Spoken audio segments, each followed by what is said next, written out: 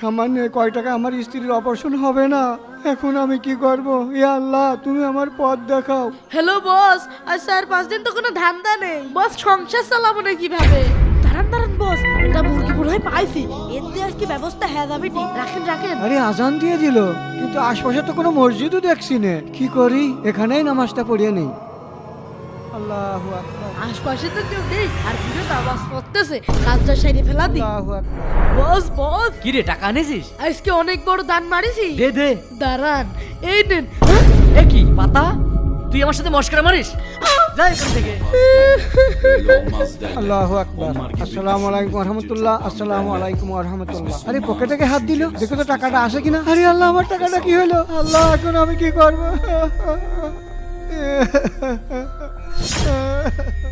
এতগুলো টাকা! আলহামদুলিল্লাহ। আলহামদুলিল্লাহ, কমেন্টে সবাই আলহামদুলিল্লাহ লিখবেন।